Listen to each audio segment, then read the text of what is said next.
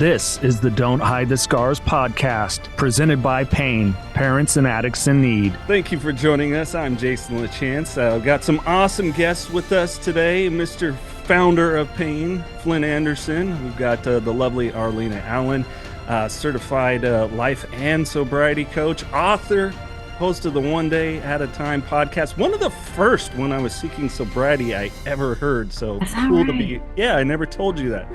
Oh, yeah. So cool to be friends, and I just love this guy, Gary Menkes, host of the Begin Again podcast, mastermind behind the Recover brand. Lots of exciting stuff happening. Let's dive in, huh? We were like, what are we going to talk about? And I thought cognitive dissonance would be really important. And for people that may not know what the hell is that, it's basically when we know something is bad for us, but we keep doing it anyways. Recently, there was a young man that came through that was potentially going to do some coaching under my tutelage. And boy, he knew how bad an individual was for him. But he just kept being like, no, it's going to be fine. It's like, you better look at how that's fueling where it put you in life, especially with substances. It can be this repeating pattern that we fall into. And I know, Arlina, you see it probably with everybody that comes to you for help. Yeah, I mean, truth of the matter is, I feel like we all have it to some degree. Like it's on a spectrum. Like everybody knows what to do. Like lack of information isn't the problem. If just having the right information was the solution, we'd all have six-pack abs and be multimillionaires, right? So it's not about the information. There is the cognitive dissonance, I think, is rooted in like sort of this emotional state. Like we have these blocks. In my book, I actually write about recovery resistance. It's like this resistance that comes at the emotional level because we all know that everybody knows drugs and alcohol is bad, right? They're bad. So, but it's the emotional component that sort of compels us to do things that we know aren't good for us. But on some level, we're seeking relief or enjoyment or something. And so that's, kind of what compels us to do things that are bad for us. But it's the defense of knowing that drinking and doing drugs is bad. That's the problem. Yeah. It's the defense of it. I was just curious, Arlina, how much, and I probably know, but I want to hear it from you. How much does the maturity level come into play with this? Because, when you're talking about a 16-year-old person that's using, or a 22-year-old person that's using, as opposed to a 45-year-old, because I got clean at 45, and I still had that mind, so to speak, of a mid-20-year-old. Yeah. So I was just kind of curious, in your opinion, how much that maturity level comes into play to go, no, this isn't going to hurt us, Yeah. I don't think of it as much about maturity, although that does, maturity, what is that really? Maturity is the ability to, when we get a stimulus to pause and reflect and process before we respond, right? Mm-hmm. And I think people that are immature don't really have that ability yet. But the difference between age, like you said, I was going to ask you, how mature do you think you were when you got sober at 45? Right?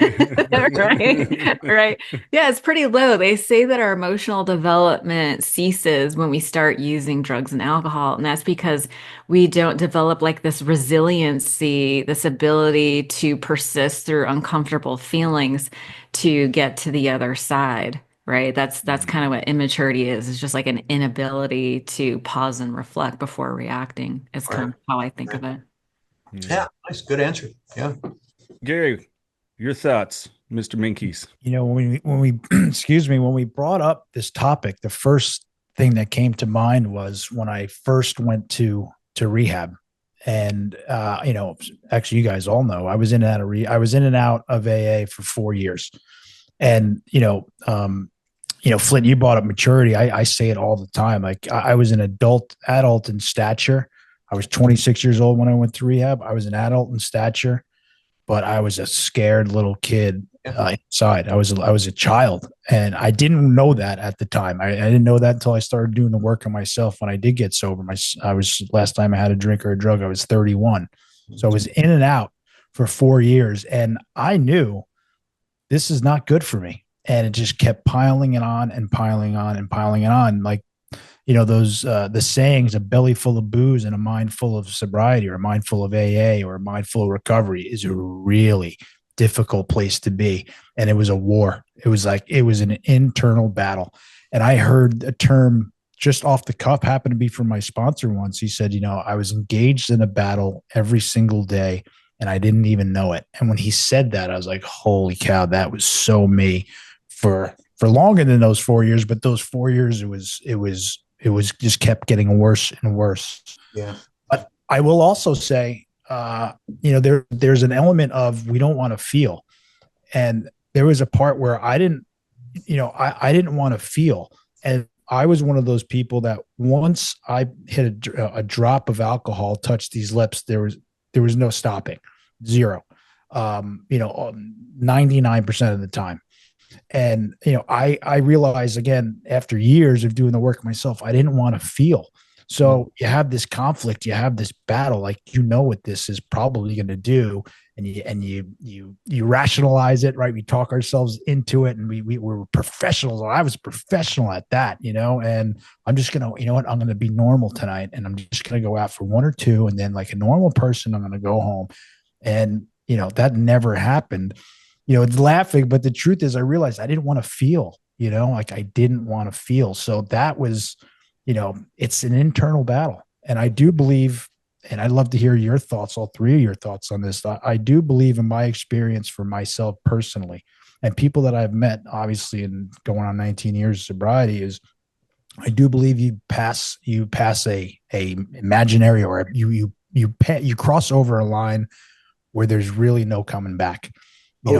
I fully believe that. And I believe that for me. And that's at that point, when I passed that line, I had passed the line probably a long, long time ago, probably in my teens, all truth, but it's that battle. It's that internal battle. And then once the drug or the drink hits you,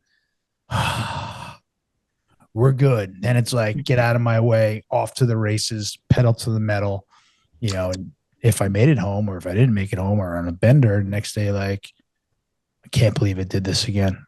Can't. Right. And then the shame comes on. And then, what do you do to mask the shame? Right. You get back on the horse a lot of times. That's how I did. That's how it was for me for years.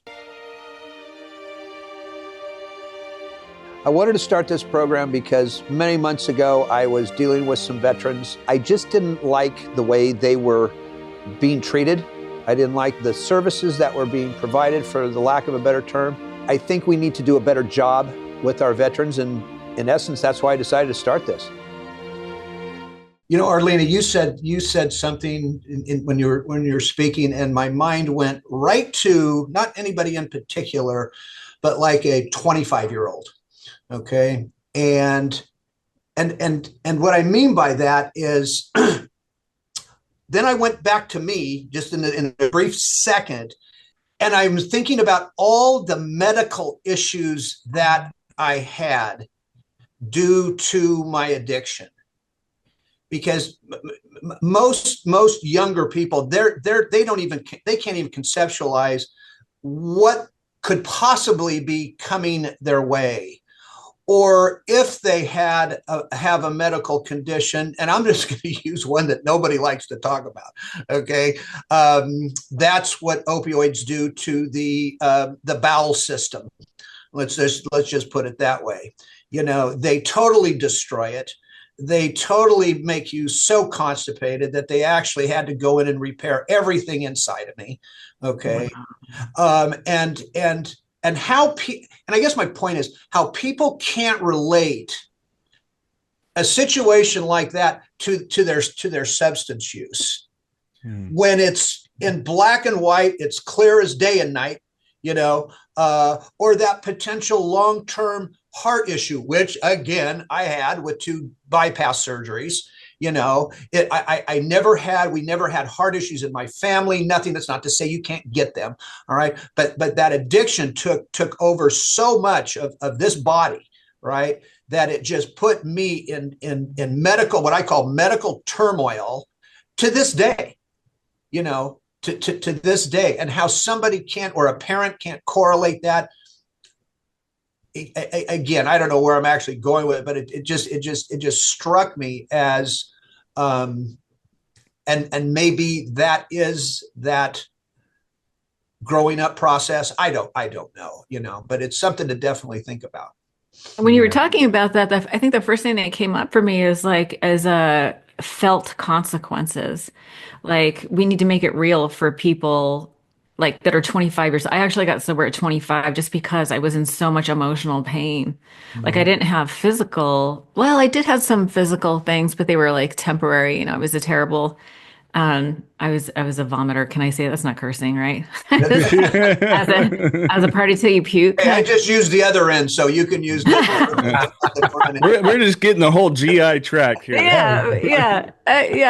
But I used to get so sick that I would wake up the next morning with the little broken blood vessels under my eyes. It's called petechia. Yeah. And that was like a physical, obviously the night before was physical, like just like that being sick was a very physical consequence, right? Not necessarily along the disease, like that wasn't real for me at that age, because that kind of thing does take time for some people. Like it's crazy how people can live so long in addiction. Like they can survive addiction until like their 50s and 60s, like alcohol and stuff like that. Maybe not as much for drug addiction, but it's like I know people who are get sober in their 60s and 70s because they have the physical consequences. But I think when we make it real for people that are young, there is more emotional pain that makes it like that's a reason to quit, right? As opposed to physical disease type things. Yeah, I got it. Yeah. Yeah.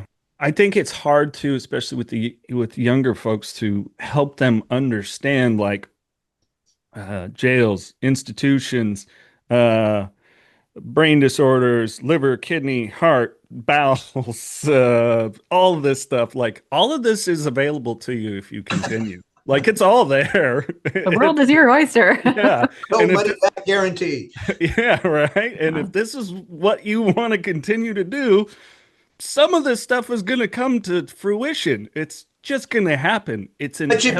But it's interesting as well. And Arlina, you just said it again. You said when we're trying to make people aware of this stuff. Okay, I don't know about you and where you are, or Gary, what the hell's going on in Florida.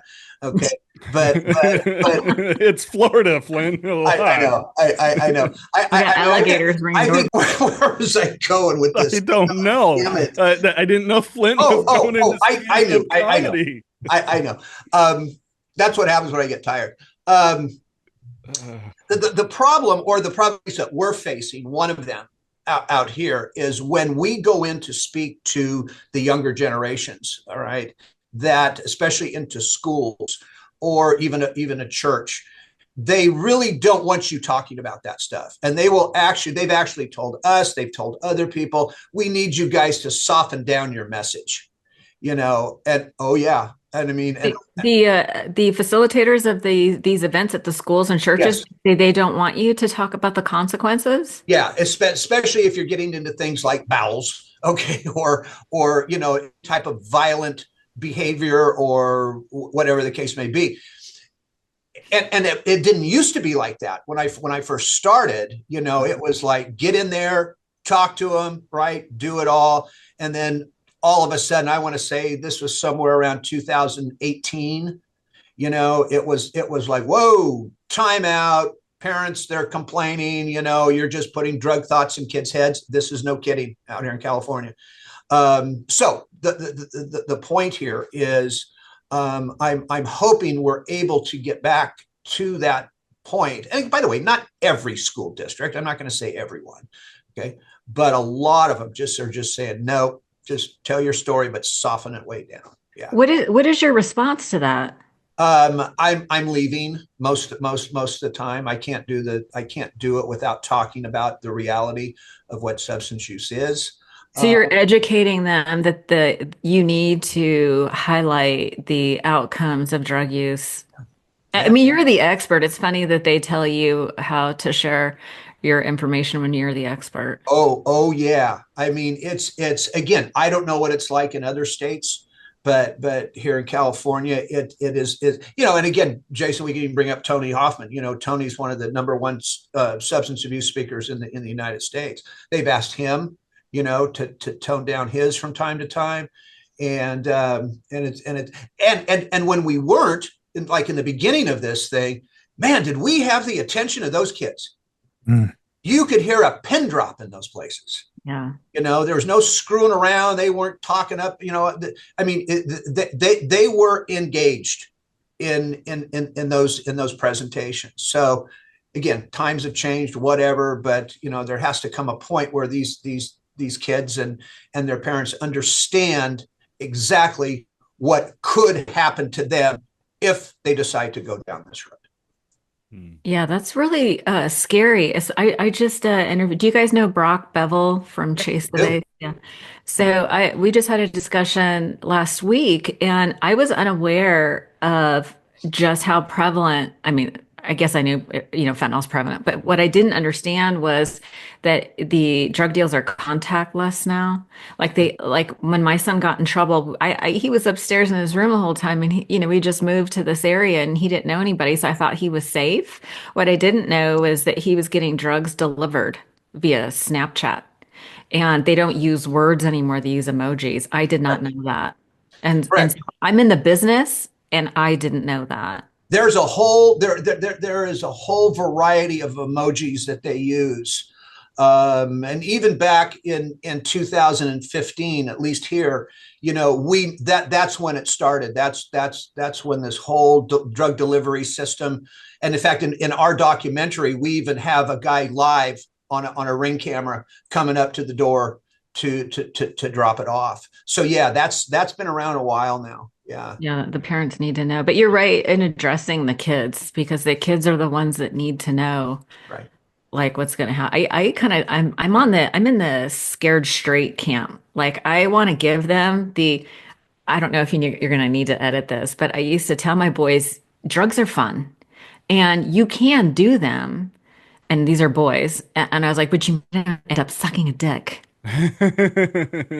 So that's what happens to people when they use drugs. They become people that they don't want to be. You know what I mean? And maybe that's a terrible thing to say to no, Arlina, look, a 14-year-old. But I'm thinking of four guys right now. Okay, that came through our doors a few years back, right? That they wound up going to San Francisco, right? And that's exactly what happened to them. Okay, yeah, male prostitution is a thing.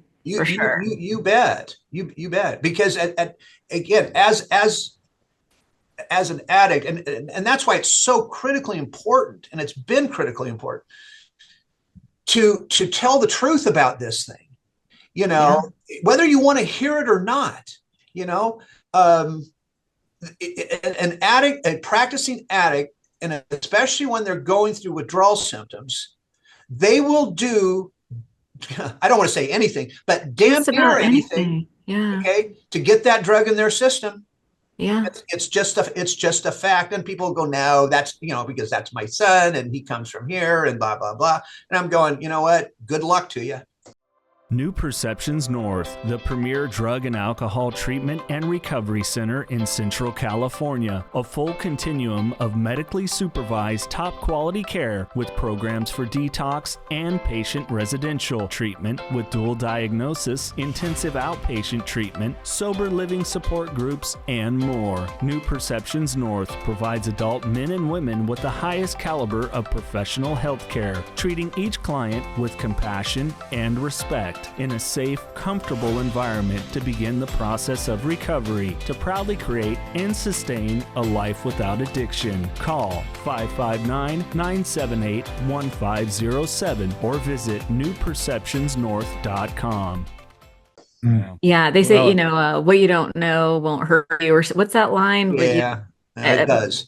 That's the exact opposite. It's like it is pretty typically what you don't know is what gets you. And I didn't know the prevalence of the fentanyl. Like until my son got in trouble, and he's fine now.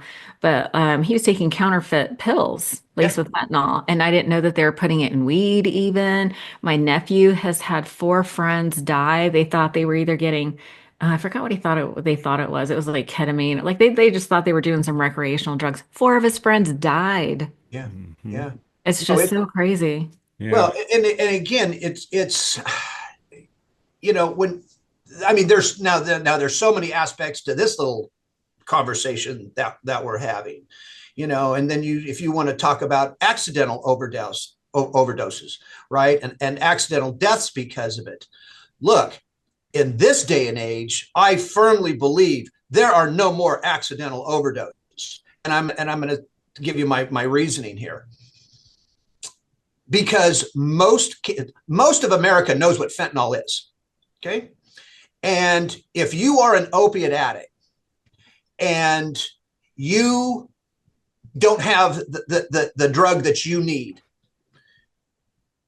as a recovering addict, you will take that chance, even knowing that blue M30 pill, by the way, that's probably what your son had. Okay.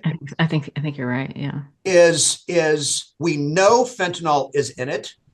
We know that it's not a measurable amount that's in that pill, right? And we are going to take the chance every single time. I don't care who you are. So my dilemma comes from a parent that has lost a child to this, and they're going, "Oh my God, my son never did drugs, blah blah blah blah." And he went, well, what was he out doing buying the pill in the first place? Okay, you have to ask yourself that question, because as the stories unfold with a lot of these cases of quote accidental overdoses, the truth starts to surface over time. And that kid may have been in trouble in some school somewhere at some point, and the parent didn't know about it, but his friends knew about it. Okay, little signs that friends would call and tell the parents, "Hey, you know what, your son's in a little bit of trouble here," blah blah blah. But the reality is, opiate addicts in particular, we're going to take the chance every single time because we are that deathly afraid of the withdrawal symptoms. Yeah. Now, when you were kind of talking through this, I think in movies and TV shows, you guys know that, or jump me back to Less Than Zero. And you think about Robert Downey Jr.'s character, who is doing what Arlina described to get his fix. And he does die of his addiction in that. And that actor playing that role, Robert Downey Jr., having this understanding in his early 20s, and we all know how his life went. Thank goodness, just him as a person, gets sober, shares his journey. But that is that understanding. And, Gary, you were talking about, well, I didn't want to feel, and I'm going to challenge it a little bit. I didn't want to feel what I was feeling. I wanted to feel what I wanted to feel. Yeah. Right. You're right. I agree with that. Right. It's the reward. Flood me with dopamine. Overflood this brain. Try to charge so much of it through these neurons as much as you can. Oh, wait a minute. I'm feeling depressed the next day because I did that. Well, great. My brain knows the solution.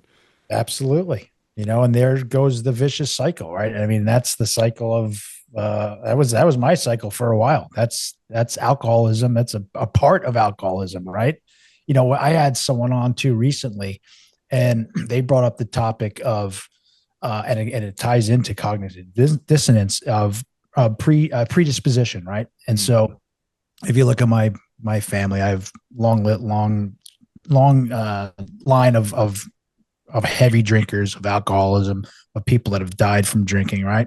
And I always said, all right, I get that. And it was told to me since I was, 12, hey, be careful, Gary, it's in your genes. Yeah. Okay. All right. And so I took that with a grain of salt. And even till recently, I didn't quite really believe it. Right. So maybe I have a little bit in me, but I always said, no one took that booze and put it to my lips and made me drink it, and by the way, maybe I have some uncles and great uncles and people that have died and cousins, but, I don't see them having like the rap sheet that I had. And so I talked to someone, they're like, well, talked about childhood trauma. And he's like, all right, you check that box. I had stuff when I was a kid. It's the stuff that I saw. All right, you check that box. All right, you do have predisposition.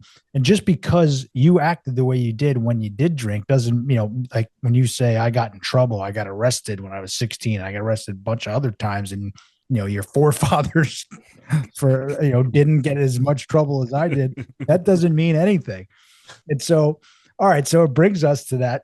All right, well, now we know, right? Just and Arlina said at the top, we can do it with everything too, our diet. Like we know this, this hosted cupcake or this cupcakes aren't good for me, but I'm gonna feel good right now and I'll deal with tomorrow. Yeah. But when we're talking about life and death, or losing your family or losing your job, like losing everything, right? Like what is what is it that we can't stop? Is it that reward that we're after? Like what kind of you're touching on, Jason? We're talking about some other drugs, right? Flint, there is no decision. Like you need it, right? Or you're terrified of the withdrawal because you actually may die, right? You may die from the withdrawal, so you need it. So it's all of this. It's not as simple as the diet. It's not as simple as the cake, right? When we're in it too, and all four of us have been in it, we know that it's just, it's not that simple. And a lot of times also, and I was a professional at this, is I knew what was coming. I knew if I did this and I said, F it, go, boom. I'll do that today too. I shouldn't send this email. I shouldn't make this phone call. You know what? I'm going to make it. And you do it. And the lesson is repeated until it's learned, as they say. Yeah, it's a little slower to learn. I think it has a lot to do with what, Arlina was saying about maturity at the beginning, right? What is maturity? It's that ability to give more time between the stimuli and our response, and an ability to be able to process it. And even though, what is recovery? I think a lot of it's pulling things into consciousness, right? And a big part of it. And even though we have that consciousness of it, we're still in autopilot so much. It's like, how do we take these things that are in the back part of our brain and pull them to the front where we can widen that gap to really think out the consequences of it, And for us that were drinkers, it was like, that was the ultimate anxiety thing. It took away all the worry about those thoughts and everything else. You get that one in you. Temporarily. Yeah, temporarily. It's a magical drug to lower those inhibitions, right? And what is that? What does that mean? Some people don't really think about it. It just means, yeah, we just take the consequences, throw them out the window. It's like whatever will come, will come. I don't know how many times, and if you guys can relate to getting in your car and knowing oh, I've got 16 miles to go and I know that there's law enforcement around and everything else, but forget it. I'll set the whatever, the speed, and I'll keep the one eye on the, it's like we're aware of it, but it just doesn't, it doesn't register. There we go. Yeah. Once you're under the influence, you lose your cognitive decision making abilities, right? Like that's why, there's a reason why drugs are illegal, right? It screws up your ability to make rational decisions. But another way to look at sort of this cognitive dissonance is through this lens of internal family systems. And for those who don't know what that is, it's a therapy modality. And the overall premise is that we have parts, right? Parts that are sort of taking over the whole system. So there's manager parts. Those are the parts that are sort of hardline. It's like when something bad happens, the manager says never again am I going to let this type of person hurt me, or they set hard rules. They drive us to do all this stuff. And then there are these firefighter parts. And the firefighter part often shows up as a distraction. It also shows up in the form of addiction. And I've always said that the purpose of obsession is distraction. And we have to ask, what is the distraction from? And it's from that deeper pain that we didn't have the ability or tools to resolve when we were young. Trauma, it's like stuff happens to us when we're really young, and that younger self doesn't have the power or the ability to resolve those feelings. So it kind of gets frozen in time. And then the manager shuts that away, right? These little exiled parts, right? And so whenever those little parts of us get triggered, sort of like that saying, if it's hysterical, it's historical. It's like that's evidence of like these younger parts getting activated. And when that powerlessness, that deep pain that gets triggered, that's when they call them protector parts, right? And even the addiction is protector in the sense that if we are so emotionally triggered and dysregulated, or maybe fearful of like, the consequence of detox and things like that, or, just, like to Gary's point, not wanting to feel our negative feelings, not wanting to feel pain, these firefighter parts come in the form of addiction to distract us from the pain, right? And so the process of internal family systems is really getting to separate, and there's a word for it that I'm forgetting, unblend from these manager parts or firefighter parts. We unblend from them and learn that these parts are actually trying to protect us in some ways. They have good motives. And to make friends and validate and get them to calm down so that we can act from our higher self. And with a trained facilitator, you can actually access those little exile parts and help reframe that pain and help them process to resolution so that we don't get triggered. One of mine was being triggered by people that were condescending. And that would trigger me to my past. My dad was often very condescending.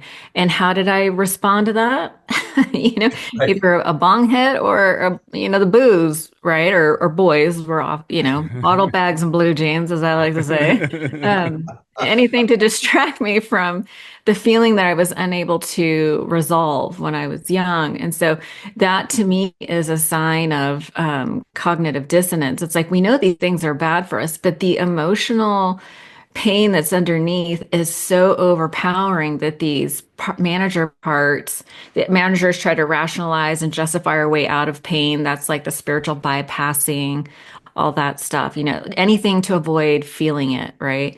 And then the firefighters come in and, use drugs and alcohol to sort. The thing about the firefighter is like, if your house is on fire, the firefighters come, they pour water on the top of your house, they put the fire out, like the emotional pain in this case, but it also ruins the house, right? All the water damage ruins it. Do you know what I mean? So like the addiction, it will ruin, it ruins the house, literally, like our internal, our meat suit, or, our soul box, or however you want to say it, it ruins it. But what is underlying is this pain that is compelling us to do these things. And that is at the root of the cognitive dissonance. We all know what to do. We make decisions emotionally and justify rationally is kind of how I think about it. Sorry, that was a lot. No. It was perfect explanation. I mean, Yeah. Just mic drop right there. We're done. No. we're done. Hey, guys. Processing yeah. And I think another part, something that I've been looking more into and gaining more understanding as it's been helping me. I've been having a friend of mine, TJ Woodward, who's been helping me through somatic healing. Like I just told him, I'm just kind of tired of talking about this blankety blank. Like I just have, because it's, I've been getting more memories of things that I did in my youth have been coming up. I'm over 4 years now, and it's been a weird flood of like, ooh, and then just like not liking those feelings. He's like, oh, let's try something different. He's like, think about the deer that like kind of gets hit, gets up, shakes it off, and moves along. They'll still cross that road again. And I'm like, and it's very much like a great book that touches on this. The Body Keeps the Score. Yeah. And how these things get actually locked into our body. And he was taking me through this exercise of, close your eyes. Notice when you are recalling some of this stuff now. What are you feeling? And it's like, oh, my jaw tightens up, my neck tightens up, my back tightens up. And it's like, all right, let's now try getting in, you've been doing some yin yoga, getting those stretches and things like that to unlock this stuff. So, for me, that's been a big part of that process too, is not going back to sitting and living in those emotions and that judgment and shame and having that come back, and I'm never a person says, will ever say, I got this again. It doesn't lead me to have any sort of cravings or desire to numb it out, but it's also, then now how do I deal with this discomfort? And for me, in addition to any, group work or individual therapy, it's like, oh, this is really starting to help. Like I can transform this feeling pretty quickly through physical action. What does he ever do anything like the shaking? Like you mentioned the deer shakes it off. Like animals do that too. Other Yeah. animals they shake it off. I've seen I've heard of that as a somatic practice to like literally stand Oh and yeah. shake. in the morning. For those Yeah. watching, it's just it looks goofy, but as simple as this. I mean, think about your dog and your cat, right? When they get up, your dog will do all kinds of shake. Your cat will do those huge stretches. Like animals are Yeah. so smart if you just watch them. They're Yeah. like, oh, I'm waking up. I'm gonna get moving. Our old cat needs to get up and stretch it out so she can whine to get her treats every morning. You know what I'm saying? It's like there's a lot of wisdom to That's what see. I have to do in the morning to get my treats. This is just throwing coffee down your throat. Oh, he needs the coffee now, huh? I do that to my dog. I love him up and he's like, ugh. He's like, What are you wants to shake it doing? off. But I think Stop that, kissing me. and with that comes, other things that, we'll use a term as simple as grounding. I know for you, Gary, like a return to your like childhood, like going, wow, I love being outdoors, like that Yeah. curiosity again, too, Mhm. that we can Absolutely. engage in. You brought up something just now too, which it's been happening to me for a while, for recently, not for a while, recently is going back and having some vivid memories that I haven't had in a long time. And I think going along with before saying, I don't want to blame my, family history on my drinking. There's a part of me that like, I don't want to try to figure it out either. Like, what am I after? What am I trying to figure out? Like I passed that line. I am where I am, but some of the most beautiful things have happened to me also in sobriety. Like I wouldn't, my vocabulary is different. I didn't talk this way. I didn't start my day in prayer. I didn't talk gratitude, but I have been thinking a lot lately. I mentioned a lot, like, stuff I saw as a kid, but, when I got a little older, I would act out. I get in trouble at school. I got in plenty of fights. I'm not even, proud to even talk about it. But, I had this vivid memory when I was recently my parents had like this little barbecue in our backyard, and I went around the corner, and then one of their friends was like smoking a doob, and I was like 6 years old. I was like, oh, I know what that is. And he scared the crap out of me. And so I wanted to fight this guy for like the next, 5 or 6 years. And I was afraid to. He was a grown man. I was this little kid, but like it instilled this fear and this coward. Like I was telling myself I was a coward, and that came with me. Like that didn't leave me. It might even still be in here somewhere. And, once I hit the, some booze in me, or someone did something. I've heard this too. Like I could be the happiest guy, the most jolly guy in the whole place, and a drop of a dime, I'd be the nastiest dude. Like, and no one knows like what happened. Dude, the guy just lost his mind. He was great, and he went off, and I don't know what happened to him.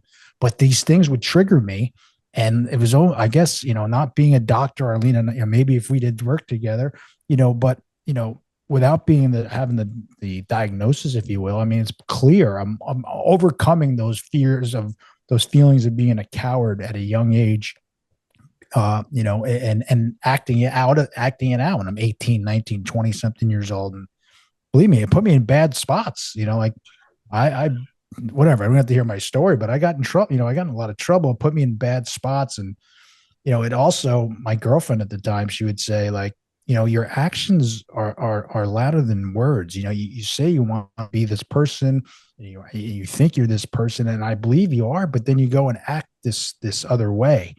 And that was like the first time it really hit me. Like, you know what? She's right. Like, who are you? Who do you think you are? Like, you want to be this guy. You act like maybe you are, but your actions are completely different. By the way, that girlfriend, she's downstairs right now. So everything worked out. I let me throw this out there. Sometimes I feel like, I mean, I've got a good awareness. Arlina, you do. Flint, you do. Gary, you do. But that the searching of the why just isn't as important. Yeah. Like I think we've come to a point now where it's kind of like, I don't know. I mean, I got it too. The lineage, both sides, people that have died. Mm. I'd like, I don't know. I'm just not in pursuit of the why. The why doesn't raise curiosity for me. It doesn't raise forward like a forward direction for me. And maybe I'm off, maybe I'm wrong. Like I'm kind of at peace with the why. I don't Mm. know. I think it's super common. It's like people want to know, why am I like this? Like, we don't like it. We don't like it. Right. When Gary was talking, it reminded me of this concept of the second arrow, meaning we behave in a way that we don't feel good about, and then we shame ourselves. The shame is like the second arrow, Mm. right? It's like we experience the concept. It's like you get in a fight, and your now wife is like, why are you like this? Like, people are asking us why, and we're like, I don't even know why. That's a good question. I don't know why. And then we try to figure it out, but it's trying to think your way into right living instead of living your way into right thinking is sort of what we learn the solution is. But I think it's really sort of natural and normal. Everybody wants to know why, because we don't like it. We don't like being this way. We don't like not being the best possible version of ourselves. But what we don't realize is like we're carrying all this pain that we don't know how to resolve. That hysterical reaction when the reaction is disproportionate to the situation, like you're the jolly guy at the party, and then somebody does something to set you off. It's like when we drink alcohol, the frontal part of your brain it goes to sleep. That's where all your rational executive functions happen, right? When that goes to sleep, then the access to the trauma, like the door is open. Mm. Right. And some little thing can happen and we lose our minds and we behave like blind rage. It's like a Jekyll and Hyde thing. Like we behave in these ways. And then the next day we're like, oh my God, what did I say? What did I do? Why am I like this? And then it is easy to get sort of lost in that uh trying to figure it out when it's not really a mental thing, it's an emotional thing. And it's really confusing because we think, oh, we're smart, we have all the information, we should be able to figure it out. But it's the opposite. It's not a figure it out thing, it's a feel your way out of it type of thing. Yeah. Mm. Well, Gary, just so you know, I used to tell those guys, this is how I justify it. I'd just say, hey, guys, you know what? I've been thrown out of better places than yours. That's a great. I wish I had known that one back in the day. Damn it. Right? The perfect punchline. Mine was always, I was going home anyway. I was leaving anyway. I don't want to stay here no more. No way. All right. You got it. See you next week. Yeah, I'll see you then. And I'll be back. Oh gosh. Yeah, I mean, I was barred from bars, multiple bars before I was, I was 18 years old. I mean, I wasn't even allowed to be in the bars to drink, and I was barred from them. Man, I was off to a great start, let me tell you. You sound like a hot mess. Yeah, it was, We would have been friends. Yeah, right. you had me at dog We would have got along just fine. We would have been friends. Yeah. Yeah. Yeah. They would have made movies about these friendships, right? Yeah, they certainly Oh, have. Lord. Yeah. I don't know. Some key takeaways here, just helping people understand, especially the loved ones of the individual that's suffering. Arlina? Yeah, I think it's so hard for the loved ones. And I have so much compassion for them because it's hard to watch somebody you love suffering, right? But the tricky part is typically the answers don't come from family members, right? Even in like, I have a very healthy marriage, but I had a sort of a funny agreement with a male friend of mine. I'd be like, if I want Bob to know something, I'll just tell you, and then you can tell Bob. Yeah, he's like, he wanted his wife to know something, he would tell me, and I would talk to her. Because there's something about the family dynamic that you just can't hear the message from the family. And the only thing the family wants to do is help. Yep. Right. But it's such a talk about the feeling of powerlessness. Like I really just have so much compassion because it is hard to understand, right? It's insanity, but that's sort of the definition of insanity. If you could make sense of it, it wouldn't be crazy, right? So it's not something that you can make sense of. People are in the grips of addiction, and then it's very difficult. I think. Do you guys know Amber Hollingsworth? I know Should the be name. I think her YouTube channel is called Put Down the Shovel, but she does a lot of work with the families. And she really talks about aligning with somebody that is in the addiction and actually allowing them to face the consequences of their choices. Like let them don't try to rescue or help. Like let them experience the consequences of their choices. And that actually helps them bottom out faster in the way that, like when we talk about rock bottom, we're talking about post-traumatic stress. What do they call that? Post-traumatic stress recovery. I'm not saying it right, but when there is acute stress and consequences, the contrast between the way that we're living and not living a better way, the contrast between those is so stark that people post-traumatic growth. Sorry, that's what I was looking for. Post-traumatic growth is sort of what explains the experience of rock bottom.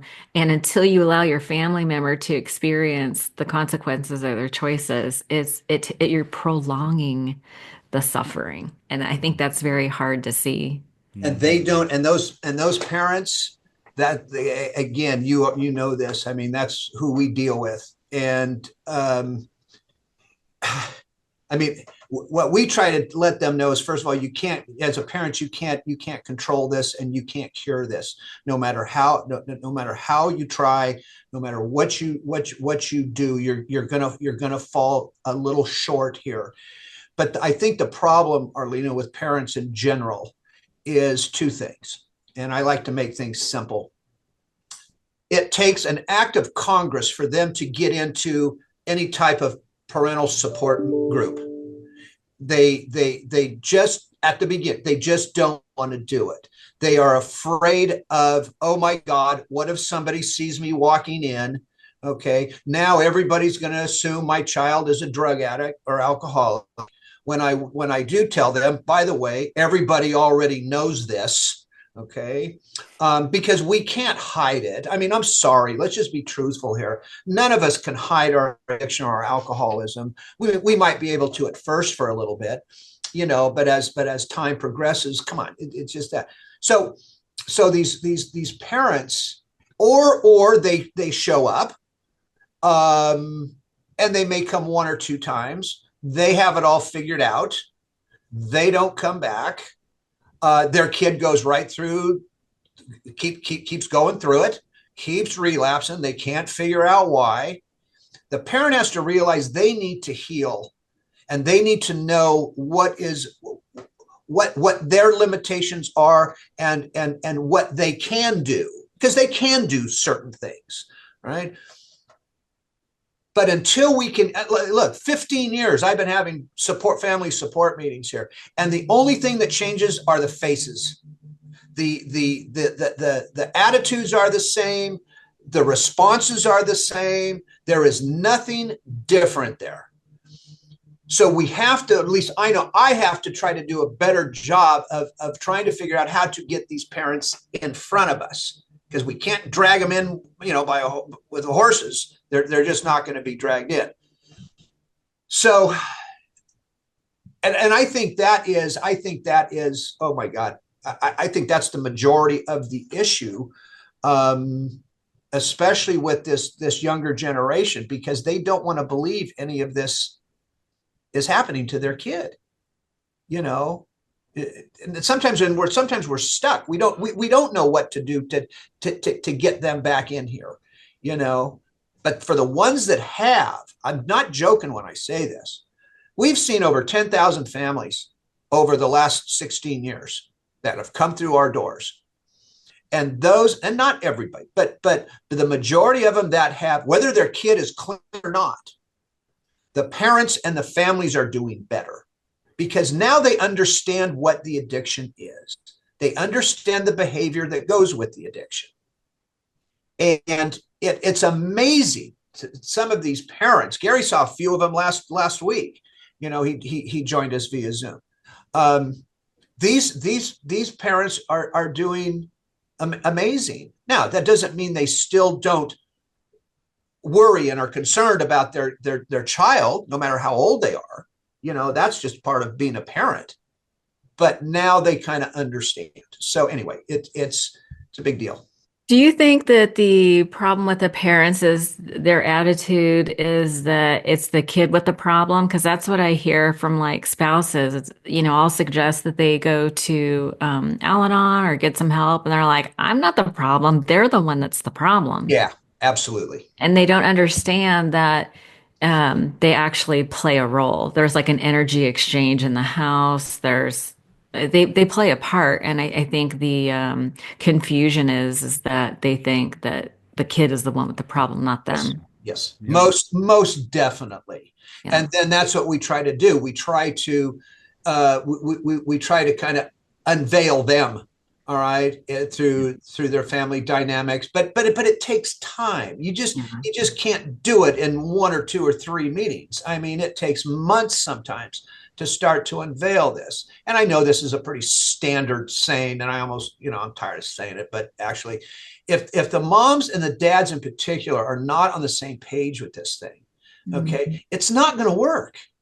I'm sorry, us addicts, we are masters, okay, at picking, and I don't mean this derogatorily, but we're the masters at picking out the weakest sheep in the flock. And if that's dad, we're going to go after dad. If it's mom, we're going to go after mom. If it's grandparents, we're going to go after grandparents. I've had grandparents, actually, excuse me, you can bleep this out if you want, but I've had grandparents fuck up their grandkids so bad to where the parents, okay, don't even have a say-so in it. Wow. Yeah. Yeah. Well, and I think with that too, in addition is, hey, loved ones of that individual, also buckle up for those that do recover, because the dynamic is gonna change. Oh yeah. Ooh. And it has to change. Like, I used to just, I had family members like, yeah, okay, whatever. Now I don't respond, don't have to, don't need to, not gonna. Like, all right. It's these things, it's that other shift that happens too. So be on board with the shift of the dynamic. Like, it's a good thing.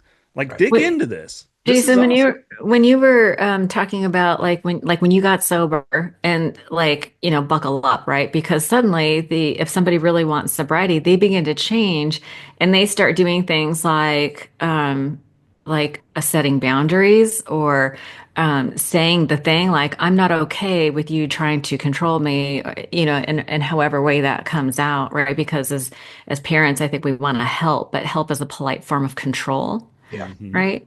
And so when someone gets sober, it's, they start calling out things that are not okay. And I think it ruffles feathers for the people who are not in recovery, because the truth of the matter is dysfunction is like a family disease. Like if you have a family member who's sick, so are you. Yeah, it's not an individual dynamic. Right. It's No. a dynamic between the whole, Right. for sure. Yeah, that's good. I'm going to put that down. We'll have to do this again in a month or so. Boundaries and accessibility, like Yeah. changing Oh my those gosh. things. That's a good one.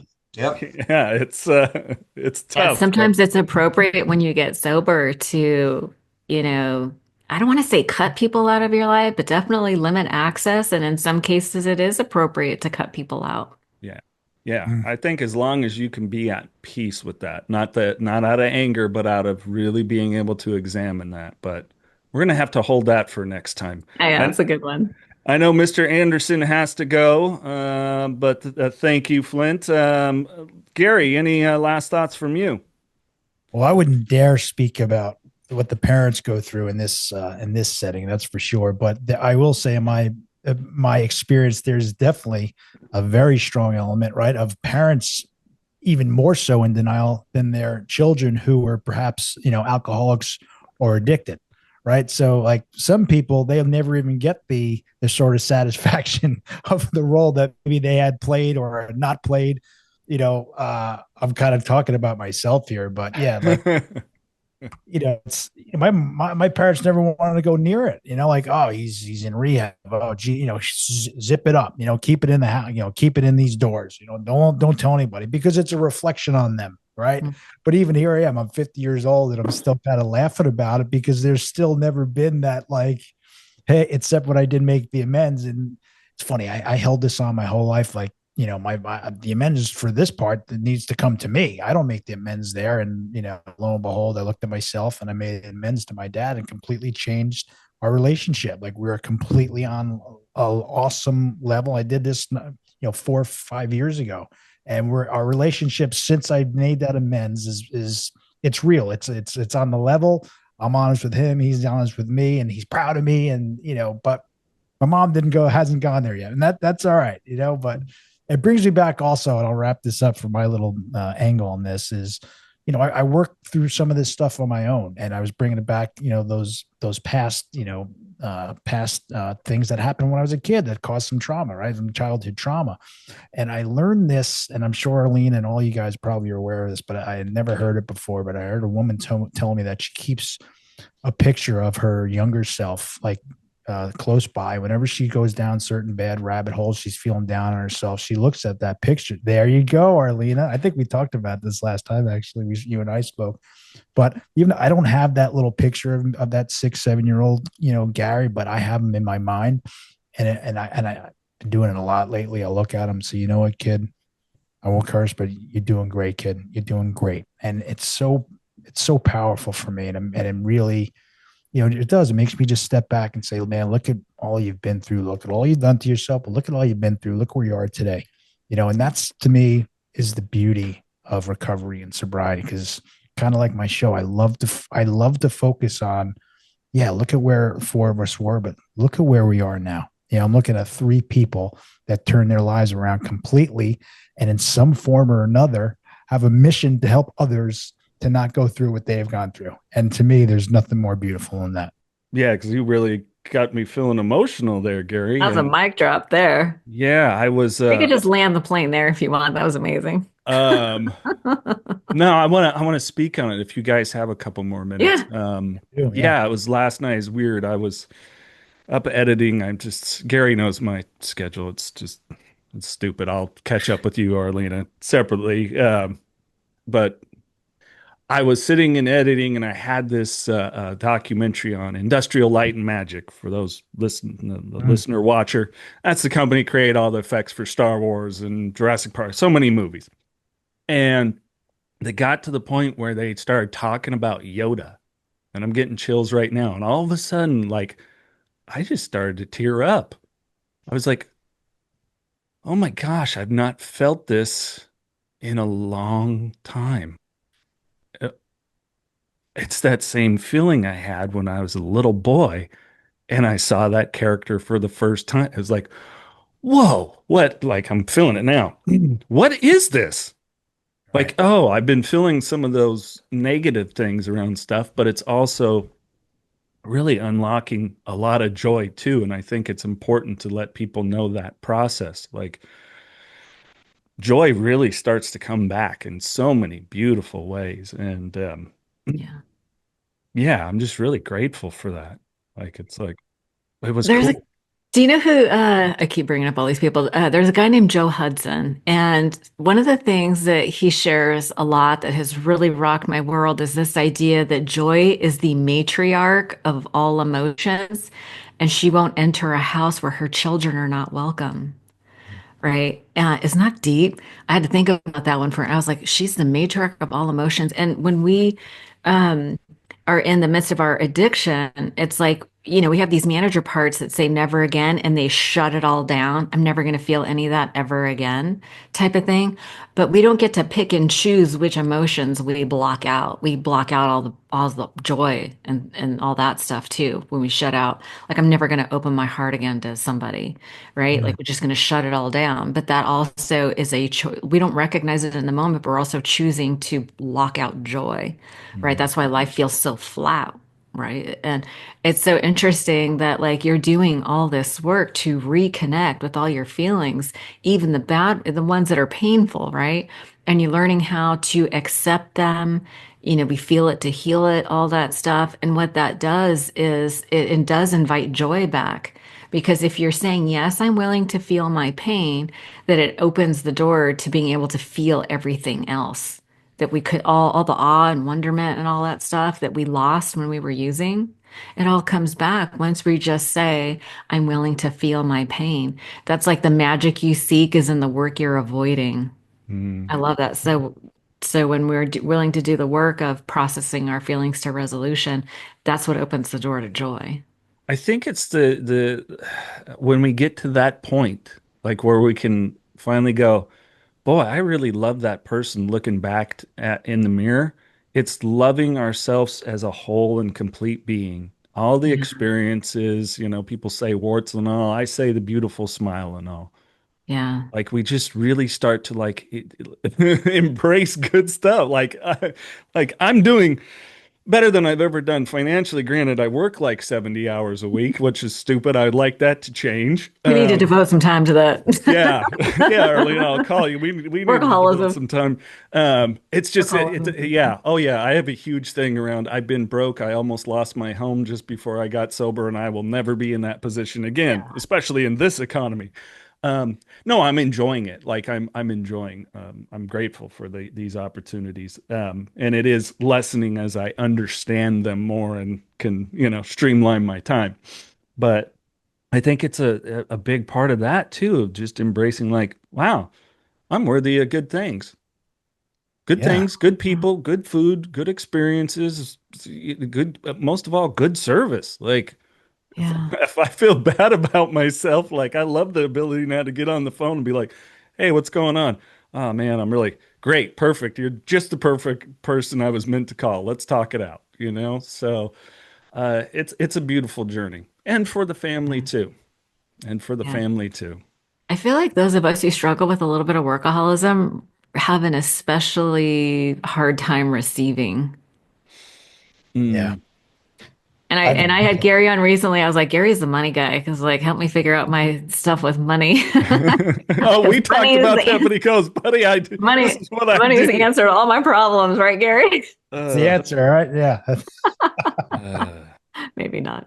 I mean, maybe my desire to go to Disneyland, Disney World, and around the world to all the Disney parks, but yeah, even then, that's still going to come with headaches, hassles, and horse, you know what? So Yeah, just but how you're it is. That's living so life, funny. living your life. I think it's a beautiful journey. Yeah. Yes, Yeah. sir. You Uh, deserve it. Gary, people Yes. want to connect with you, the Begin Again podcast. Also tell them about the Recover brand for the listener not watching. You should be checking it on YouTube. Arlina has the beautiful gray with black writing Recover shirt. I do have one. It is in the laundry, so no, I He didn't sent put me it a in. hat too. I've been having to fight my husband for the hat.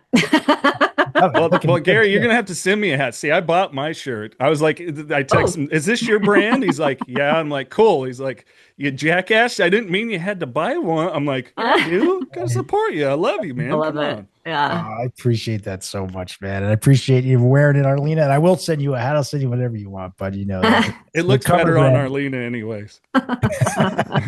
It looks good. I gotta say, it I does. love the shirt. I love it. I love my hat too. Appreciate it. Appreciate it. Yeah, the Begin Again podcast. I'm on Instagram, the Begin Again podcast. And the brand just launched, rcvrbrand.com. It's Recover. RCVs. People, what's RCVR? And people in our community, oh, Recover. Oh, cool. Oh, now I get it. Okay, cool. So it's a bit of a talking point, but it's exciting. I want to talk about, out of your comfort zone and doing some new stuff and putting myself out there. This whole journey has been the podcast started that way. Now, this is a whole nother animal, but I just been focusing on this e-commerce and kind of fascinated for the past few years. And I always wanted to, part of me too, like you said, like I want to travel too. I have 11 and 10-year-old. All I want to do is go see the world with them. I'm not looking for Lamborghinis or anything. I just want to have a nice, stable, non-alcoholic life for my family and to travel. And so, but Recover brand the feedback has been awesome. The community is growing and it's been a lot of fun. We're just getting started too. Like this is the top of the first innings. We're just getting started. I've burned the boats. I'm going all in. So there we are. Yes, sir. We're gonna get a special Jason line. I got some ideas. Yeah, let's do it. I want to hear the ideas. I love it. Well, this gal, Andrea Sedal and I, we're going to do a summit, a recovery summit in November. And I was like, we should get Gary to sponsor and we'll wear all his stuff during all the all the Yeah, let's things. do it. Got the recovery magazine. Yeah. Yeah, let's do it. I'd love that. Yeah. Arlina, people want to connect with you, be it for your sober and life coaching, the podcast. Check out the book. You got a book. It's been selling like hotcakes. So proud of you. There it is. Thank you. Yeah, no, it's been amazing. I sort of my main hub is soberlifeschool.com, so that has links to everything. So, and I just want to say if people just need someone to talk to, I'll spend a little time with anybody. There's a link you can book time on my calendar. If you just need some resources, I'm happy to help. If you just need someone to talk to for a little bit, I'm happy to talk to anybody. Recovery is literally my favorite thing to talk about. And I love that we get to, use all our pain and turn it into purpose, right? We turn pain into purpose is what we do as a community. So yeah, if anybody needs some resources or just somebody to talk to, I'm not trying to sell anybody on anything. You can put time on my calendar for free. Well, to quote you, it is a worthy endeavor. I guarantee anyone that does get a conversation with Arlina, it's a beautiful exchange, and I'm proud and glad and grateful, like Gary was saying, the gifts of sobriety and recovery, to call you both friend. And I don't use that word lightly anymore. Right back out, both of you. And I second what Jason just said about going to find Arlina for sure. And I love you both. Really, it's been, I say this a lot, that I didn't have sort of the business plan, if you will, of meeting so many incredible people, and not only just meeting but starting relationships. Like, I get to talk to Jason fairly once in a while, more than once in a while. Jason knows what's going on. Jason, you were the first one, just so you know, that I told that I was launching Recovery Brand. I don't know if you remember, but I did. And Arlina, we've been on each other's podcast, numerous times, and I'm just grateful for that. You're both in my life, and I mean that from the bottom of my heart. Ditto. You guys are awesome. I gotta say, you guys are like my brothers. As a woman, it is so refreshing and heartwarming. It's like y'all restore my faith in men in general. I have a lot of really amazing people in my life, but I just really admire the work that goes into what you guys are trying to do, and the mission really comes through in everything that you do. You both work a ton to really just try to help other people. I know you guys aren't in it for, like, we don't do this because we're in it for the money. That is for damn sure. But we do it because we pass on what was so freely given to us. And I love you both. I love the work that you do. And anytime I can be of service, I'm happy to do so. Thank you. Right back at you both. Well, the links to connect with Arlina and Gary are in the description. Please reach out to them and check out what they're doing. Just wonderful, wonderful stuff. And of course, thank you for listening. Hit that follow button on whatever platform, Spotify, Apple Podcast, as well. Hey, youtube.com/@painnonprofit. Subscribe, leave a comment. They have the details for Gary and Arlina, their channels there as well. Give them a follow and support them back.